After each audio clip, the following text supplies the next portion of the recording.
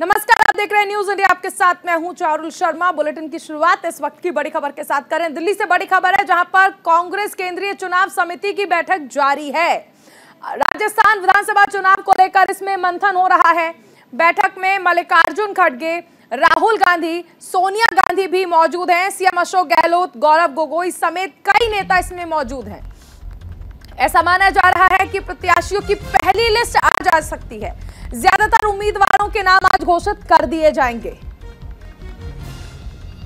बड़ी खबर आपको बताई जा रही है, राजस्थान के लिए मंथन का दौर जो है वो लगातार चल रहा है। बैठक केंद्रीय चुनाव समिति की जारी है और देखिए, राजस्थान के लिए कहा जा रहा है कि आज पहली लिस्ट जो है वो जारी हो जाएगी और ज्यादातर उम्मीदवारों का नाम आज बता दिया जाएगा, आज ऐलान हो सकता है। अब से पहले मध्य प्रदेश, छत्तीसगढ़, तेलंगाना के लिए कांग्रेस अपनी लिस्ट जारी कर चुकी है। लेकिन देखिए, राजस्थान एक ऐसा राज्य बन गया है जो बहुत ज्यादा जरूरी है और खासकर सीएम अशोक गहलोत के लिए बहुत ज्यादा जरूरी हो जाता है राजस्थान। केंद्रीय चुनाव समिति की अहम बैठक इस वक्त जारी है और मुख्यमंत्री अशोक गहलोत इसमें मौजूद हैं, राहुल गांधी, सोनिया गांधी भी इसमें मौजूद हैं और साथ ही साथ गौरव गोगोई इसमें हैं।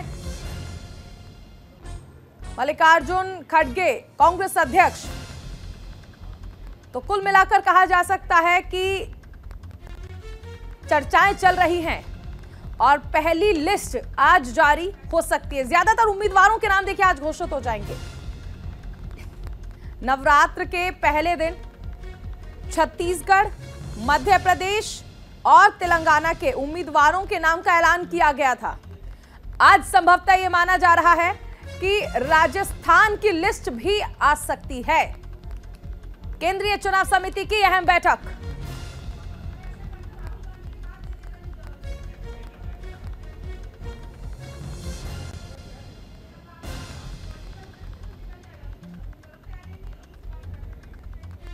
कांग्रेस केंद्रीय चुनाव समिति की बैठक लगातार जारी है। महामंथन इसमें चल रहा है।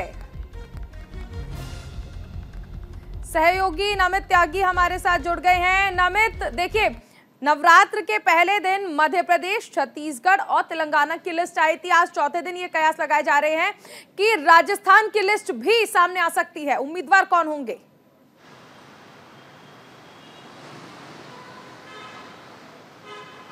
देखिए, बिल्कुल जिस तरीके से पहले नवरात्र के दिन जो कांग्रेस पार्टी है उसने अपने मध्य प्रदेश की बात करें, छत्तीसगढ़ या फिर तेलंगाना, वहां पर पत्ते खोले थे उम्मीदवारों के। लेकिन आज जो है, कल हमने देखा कि स्क्रीनिंग कमेटी की बैठक तकरीबन 5 घंटे तक चली और आज सुबह से कांग्रेस की सीईसी की बैठक चल रही है। तकरीबन 9 बजे बैठक शुरू हुई थी और इसमें तमाम कांग्रेस पार्टी के बड़े नेता मौजूद हैं। राहुल गांधी से लेकर सोनिया गांधी, राजस्थान के मुख्यमंत्री अशोक गहलोत की बात करें, केसी वेणुगोपाल, इसके अलावा कांग्रेस के अध्यक्ष मल्लिकार्जुन खड़गे इसमें मौजूद हैं, गौरव गोगोई इसमें मौजूद हैं। कुल मिलाकर बात करें तो राजस्थान में मेरे हिसाब से जो मुझे अनुमान लग रहा है, 100 से ज़्यादा उम्मीदवारों की लिस्ट जो है वो कांग्रेस पार्टी आज डिसाइड कर सकती है और जारी कर सकती है। हालांकि इन 100 नामों को लेकर काफ़ी मंथन जो था वो राजस्थान के अंदर भी कई बैठकें कांग्रेस की हुई। इसके अलावा कल जो स्क्रीन कमेटी की बैठक कांग्रेस की थी उसमें भी 100 से ज़्यादा नामों पर चर्चा हुई, क्योंकि अशोक गहलोत राजस्थान से जब रवाना नहीं हुए थे, उन्होंने सीधे तौर पर कह दिया था कि जिस भी उम्मीदवार को टिकट दिया जाएगा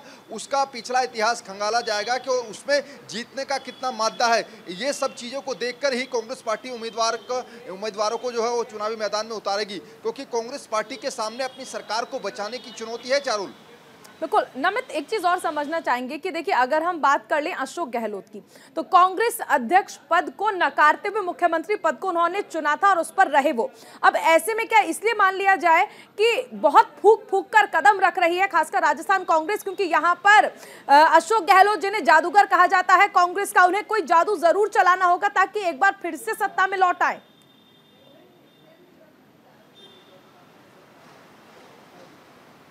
देखिए, बिल्कुल, क्योंकि अगर कांग्रेस को अपनी सरकार राजस्थान में बचानी है और फिर दोबारा से सरकार बनानी है तो वहाँ पर निश्चित तौर पर जिस तरीके का जिक्र आपने किया कि अशोक गहलोत के हाथों कोई जादू होना, ये एक बड़ी बात होगा, क्योंकि राजस्थान का इतिहास रहा है कि एक बार कांग्रेस आती है तो एक बार बीजेपी आती है।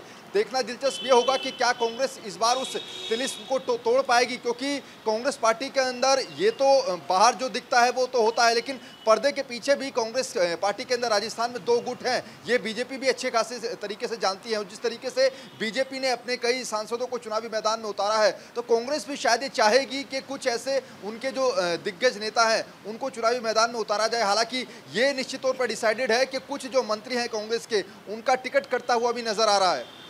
नमित, एक सवाल और आपसे है। ये कहा जा रहा है कि जिस तरह से बीजेपी ने बड़े चेहरों को उतारा है चुनावी मैदान में, इसी तर्ज पर कांग्रेस भी ये फॉर्मूला अपना सकती है। ऐसा सूत्र कहते हैं कि बड़े चेहरों को उतारा जा सकता है ताकि जीत और सुनिश्चित हो पाए।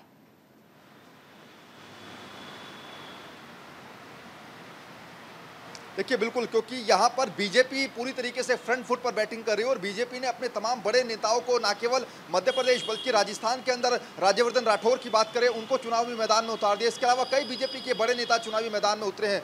उसी को देखते हैं, क्योंकि Congress party wait and watch की स्थिति में थी। कांग्रेस पार्टी चाह रही थी कि पहले बीजेपी अपने राजस्थान के पत्ते खोल दे और उसके बाद वो फिर लिस्ट जारी करे। बीजेपी ने लिस्ट जारी कर दिया, अब बारी है कांग्रेस की। तो ऐसे में कांग्रेस भी कहीं ना कहीं वो रणनीति बना सकती है कि जो उनके बड़े नेता है उनको चुनावी मैदान में उतारा जा सकता है। हालांकि ये जरूर मैं बता रहा हूं कि जो पिछले एक से दो सालों में राजस्थान के अंदर कांग्रेस पार्टी के अंदर जो गड़बड़ हुआ है, चाहे सचिन पायलट ने जो रैली निकाली वो अलग बात है, क्या वो जो मतभेद हैं वो कांग्रेस पार्टी दूर कर पाई है, ये भी सबसे बड़ा सवाल है। क्योंकि जब उम्मीदवारों की लिस्ट जारी होगी, जब उम्मीदवारों की लिस्ट जारी होती है, तो उसके बाद हमने देखा है कि पार्टी के अंदर बगावती सुर भी उठते हैं। तो क्या वो उस बगावती सुर को शांत करने में भी कांग्रेस पार्टी कामयाब हो पाएगी? नमित, ये भी समझना चाहेंगे क्योंकि बैठक अभी भी चल रही है, ये बैठक आखिर कब तक चल सकती है, और लिस्ट आज, क्योंकि हर कोई इंतजार कर रहा है, राजस्थान में चुनाव भी है और 3 राज्य की लिस्ट पहले आ चुकी है, ऐसे में लिस्ट कब तक आ सकती है?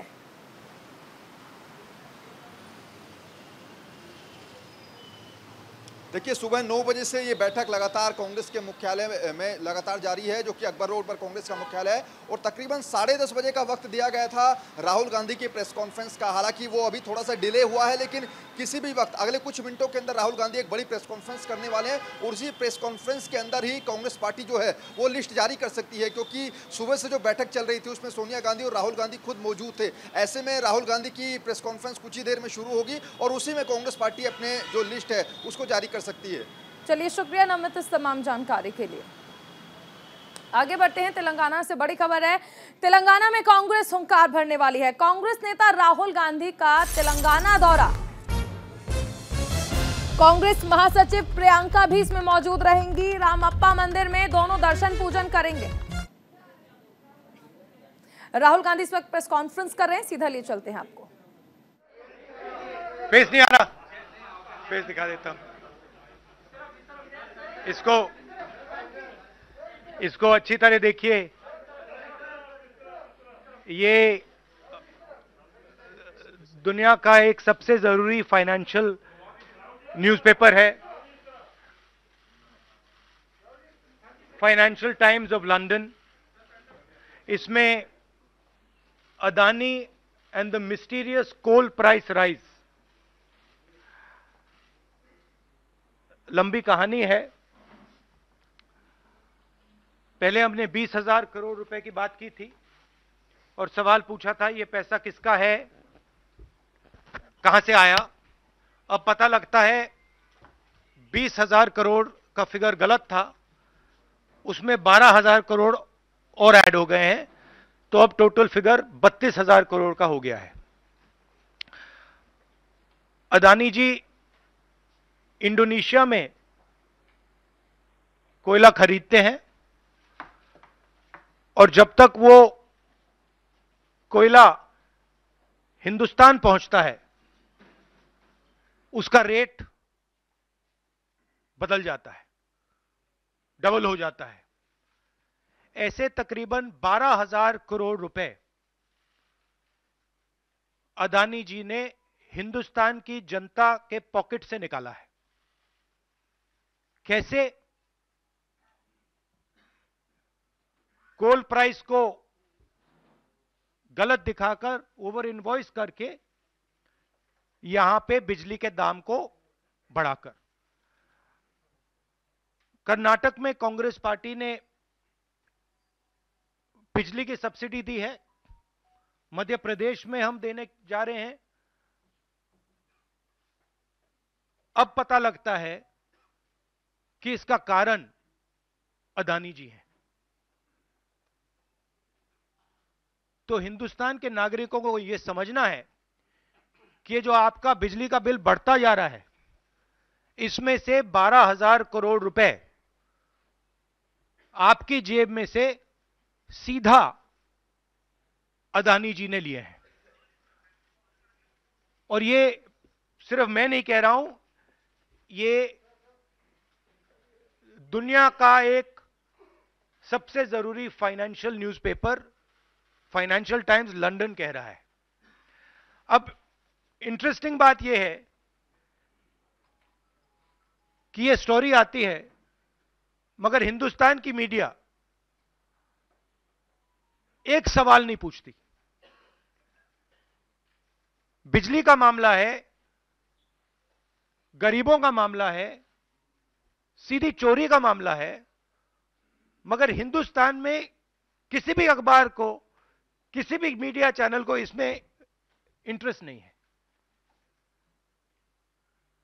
There is a story in the Financial Times, one of the preeminent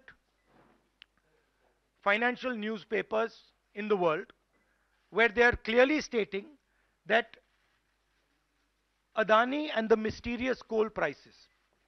Mr. Adani buys coal in Indonesia, and by the time the coal arrives in India, its price doubles, and he has taken approximately 12,000 crores from the pockets of the poorest people in India. Our electricity prices are going up, बिजली के दाम बढ़ते जा रहे हैं, और अदानी जी over invoicing करते हैं, पैसा गरीबों की जेब से लेते हैं. He takes money from the poorest people. Interesting question to me. The Financial Times has a huge story. This story would bring down any government. This is direct theft by a man who has been protected again and again and again by the Prime Minister of India. And the surprising thing is, not a single Indian newspaper is interested in picking up this story. Not a single media channel is interested in picking up this story. We are giving electricity subsidies in Karnataka and Madhya Pradesh. And while we are giving electricity subsidies, Mr. Adani is over-invoicing coal and stealing directly from the people of India. And I don't understand why the Prime Minister doesn't comment on this. This cannot happen without the protection of the Prime Minister of India. It is impossible. So the question is, why is there no action being taken on this gentleman? Now, I have a CEC meeting, so if you have a couple of questions on this topic, because I would like you not to distract from this topic. So if you have a couple of questions in this topic, I'm happy to answer them.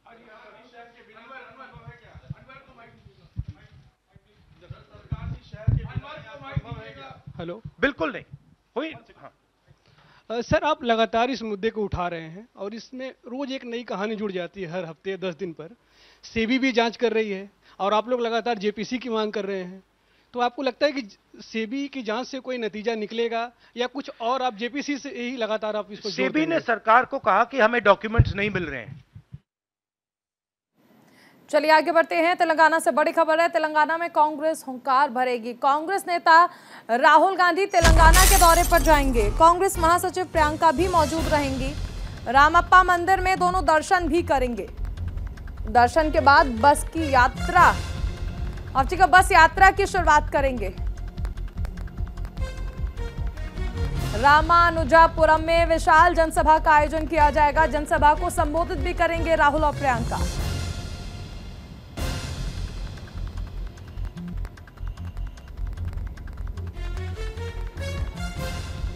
रामानुजापुरम में जनसभा को संबोधित करेंगे राहुल और प्रियंका। तेलंगाना में कांग्रेस हुंकार भरने की पूरी तैयारियां कर चुकी है और ऐसे में राहुल गांधी, प्रियंका गांधी दोनों तेलंगाना के दौरे पर जाएंगे।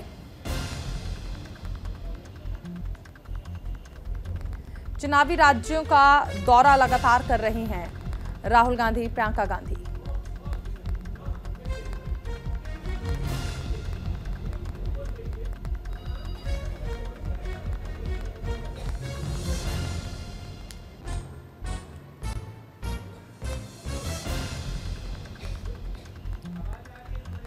तेलंगाना में कांग्रेस हुंकार भरने की तैयारियां कर रही है। राहुल गांधी, प्रियंका गांधी तेलंगाना के दौरे पर जाएंगे। यहां पर रामप्पा मंदिर में पूजा अर्चना करेंगे।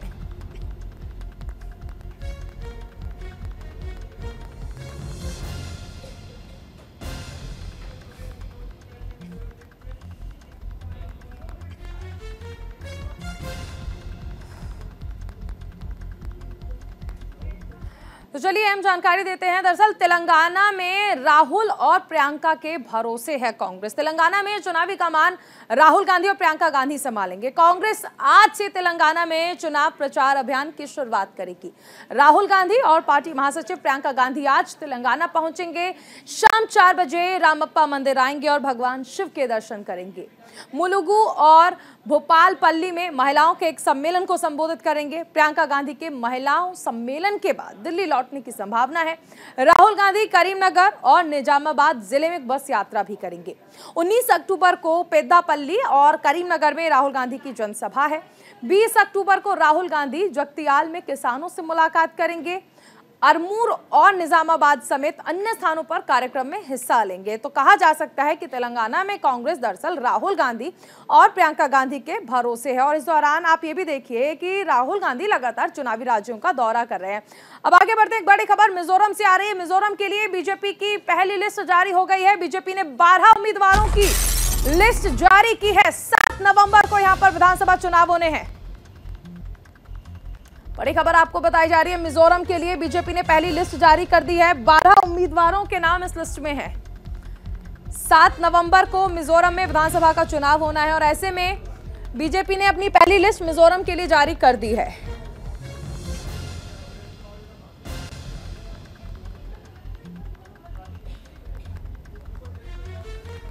हमारे साथ दीपक चौबे जुड़ गए हैं। दीपक, मिजोरम के लिए बीजेपी ने पहली लिस्ट जारी कर दी है। बिल्कुल चारुल, और देखिए कल अगर बात की जाए तो कल करीब 3 घंटे तक बीजेपी राष्ट्रीय अध्यक्ष जेपी नड्डा के आवास पर बैठक हुई मिजोरम कोर ग्रुप की। उसके बाद आज सुबह देखिए बात की जाए तो करीब 10 बजे के आसपास बीजेपी ने जो 12 उम्मीदवारों के जो नाम हैं वो घोषित कर दिए हैं। और लगातार अगर बात की जाए क्योंकि कल जो वहाँ के प्रभारी भी हैं संबित पात्रा, उनसे भी बात हो रही थी तो वो कह रहे थे कि हम लोग बहुत अच्छा मार्जिन से जीत रहे हैं। और लगातार अगर बात की जाए तो कहीं ना कहीं जो 5 राज्यों में जो विधानसभा चुनाव है चारुल, उसको लेकर जो बीजेपी है वो बिल्कुल स्वस्थ है। चाहे वो राजस्थान ले लिया जाए, मिजोरम ले लिया जाए, या फिर मध्य प्रदेश ले लिया जाए, छत्तीसगढ़ ले लिया जाए, तेलंगाना ले लिया जाए, इन राज्यों में बीजेपी एक बार फिर से कमल खिलाने की तैयारी में है। हालांकि अगर बात की जाए तो तेलंगाना में क्योंकि माफ़ी चाहते हैं उसने 10 नाम अनाउंसमेंट किए हैं और उन 12 उन 12 को जीत की जिम्मेदारी दी गई है। और सबसे बड़ी बात यह कि वहाँ पर केंद्र नेतृत्व के कई ऐसे जो मंत्री हैं वो अब वहाँ का दौरा करेंगे। तो कहीं ना कहीं बीजेपी जो है वो इस बार बहुत ध्यान से टिकट बांट रही है। और दूसरी बात यह है कि उसको पता है कि जो ये विधानसभा है इसमें अगर हम अच्छे मार्जिन से जीतते हैं तो 2024 हमारे लिए आसान होगा। देखिए उसी तर्ज पे अगर बात की जाए तो चाहे वो कल जिस तरीके से राजस्थान की बैठक भी हुई थी बीजेपी राष्ट्रीय अध्यक्ष जेपी नड्डा के आवास पर, करीब वो 12 बजे से 6:30 बजे तक चली। यानी कि कहा जाए तो 6 घंटे की बैठक, एक मैराथन बैठक थी जिसमें कहा जाए तो राजस्थान हो, उसके बाद फिर देखिए करीब 6-6:30 बजे बैठक होती है मध्य प्रदेश की, वो करीब रात को 12:30 बजे तक चलती है। मिजोरम की 2.5-3 घंटे चलती है। यानी कि कहीं ना कहीं पार्टी चाहती है कि ऐसे उम्मीदवारों की घोषणा की जाए जो जीत कर आए और पार्टी उनको उम्मीदवार बनाए। तो जाहिर सी बात है ये जो 12 नाम है ये जाहिर सी बात है कि बिना केंद्रीय चुनाव समिति के यानी कि पार्टी अध्यक्ष को ये कमान सौंप दी गई थी कि कोर ग्रुप के बाद आप अनाउंसमेंट कर देते हैं। हालांकि वैसा होता बिल्कुल बेहद अहम भी है। देखिए मिजोरम पूर्वोत्तर राज्य में अगर हम देखें तो हालांकि बीजेपी को पहले भी समर्थन मिला था, इसलिए बीजेपी आश्वस्त भी नजर आ रही है। शुक्रिया इस तमाम जानकारी के लिए। देश की पहली रैपिड रेल सफर के लिए तैयार है। देश की पहली रैपिड रेल का ट्रायल रन आज होना है। दुहाई और गाजियाबाद के बीच ये ट्रायल रन होना है। 20 अक्टूबर को रैपिड रेल का उद्घाटन किया जाएगा। प्रधानमंत्री नरेंद्र मोदी रैपिड रेल का उद्घाटन करेंगे। मेरठ से दिल्ली तक रैपिड रेल का संचालन किया जाएगा।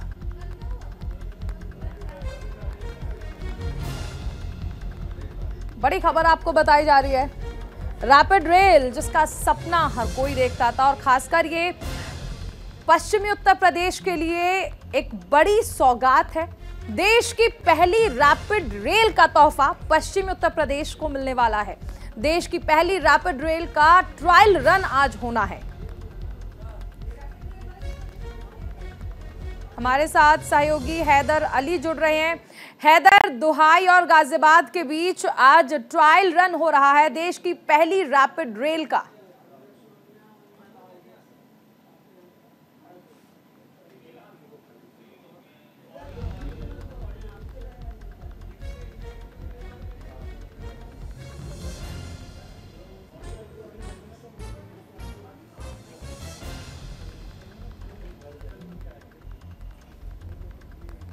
हैदर, मुझे सुन पा रहे हैं आप?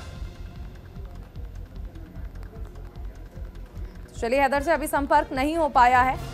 फिलहाल गाजियाबाद में देखिए, दुहाई से गाजियाबाद आप कह सकते हैं, इस रैपिड रेल का ट्रायल रन होना है।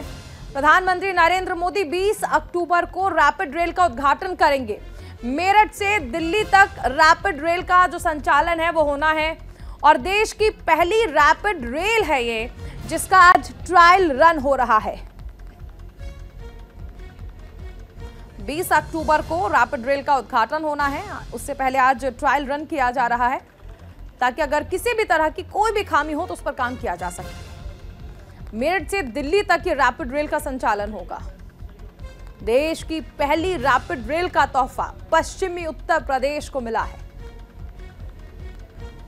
मेरठ से दिल्ली तक का सफर बेहद आसान, और आपका समय जो है वो बचेगा।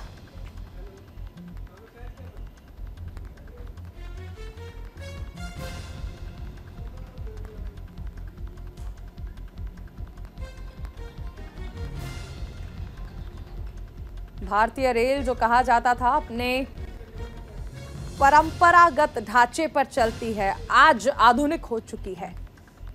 देश की पहली रैपिड रेल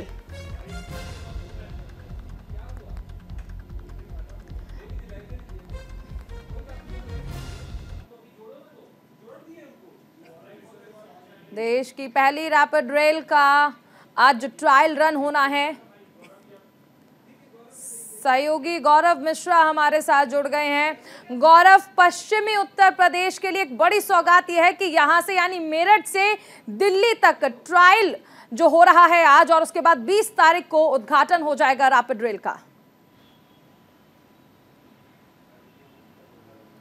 देखिए, बिल्कुल अगर रैपिड रेल परियोजना की बात करें, जब इसकी शुरुआत की गई थी तो बहुत सारी अड़चनें भी बीच में आई थी, लेकिन उन तमाम अड़चनों के बीच इस प्रोजेक्ट को जो है वो लगातार पूरा किया गया। और अगर बात करें मेरठ से दिल्ली की, तो निश्चित तौर पे ये पूरा जो रूट सेक्शन है, तकरीबन 82 किलोमीटर का पूरा जो रूट था, और उस 82 किलोमीटर के रूट को लगातार जिस तरीके से युद्ध स्तर पे काम चला और उसके बाद उसको लगभग कंप्लीट किया गया पहला फेज। इस वक्त मैं साहिबाबाद स्टेशन पे मौजूद हूँ, और ये देखिए मेरे सामने जो ये ट्रेन खड़ी है, ये भारत की प्रथम रीजनल ट्रेन है, यानी कि इसमें निश्चित तौर पे जो मेट्रो में आप जब सफ़र करते हैं, तमाम जो सुख सुविधाएं आपको नज़र आती हैं, इसी तरीके की सुख सुविधाएं आपको नज़र आएंगी। और इस वक्त मैं साहिबाबाद का जो प्लेटफॉर्म है वहाँ मौजूद हूँ, और ये जो लगातार जो ट्रायल रन है आज वो लगातार किया जा रहा है। और भारत की जो पहली रीजनल रेल है, ये निश्चित तौर पे जब चलेगी तो निश्चित तौर पे तमाम जो लोग हैं मेरठ से जो दिल्ली का सफ़र तय करते हैं,